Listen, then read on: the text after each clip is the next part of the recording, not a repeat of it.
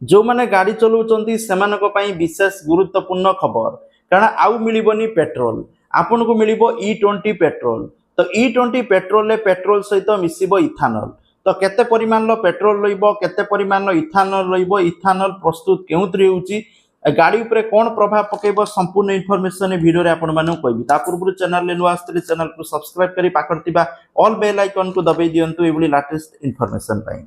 तो देखंतु एप्रिल मास 1 तारिख रु पेट्रोल पंप रे E20 पेट्रोल बाध्यतामूलक होईची अवश्य आपणक निकटतर पेट्रोल पंप रे जदि E20 पेट्रोल मिलु नाही तले खूब शीघ्र मिलिबा आरंभ होईजिवो कारण 1 तारिख रु आरंभ होईची धीरे धीरे सब आडे जिवो ठीक अछि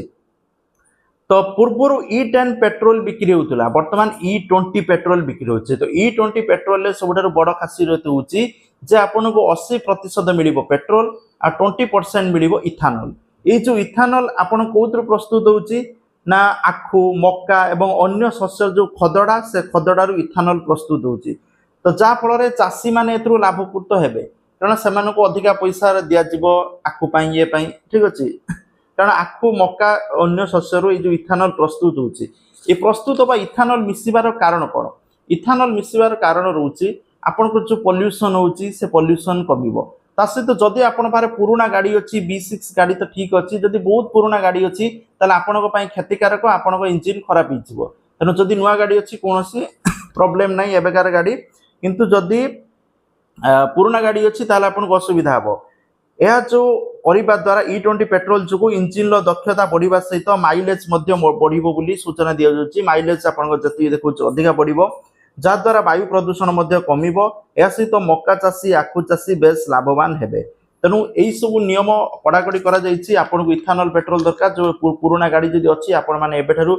इंजिन चेंज करंतु नले गाड़ी चेंज करंतु नले आपन हैरान ले पड़िबे नले बाकी समस्त पई बहुत भलो खबर कोनोसी टेंशन नाही ठीक अछि इथानल पेट्रोल आपनकर माइलेज भी भलो देखेबो किंतु एई होची 20% आपनको इथानल मिलिबो किंतु प्राइस आपनकर पेट्रोल जा थिला शेयर हेबो प्राइस इमिति नै इथानल पेट्रोल आसिला कमी होइबो ठीक अछि या होबा द्वारा मध्ये आ गुटे दिनस लोक माने इलेक्ट्रिक स्विच हेबे माने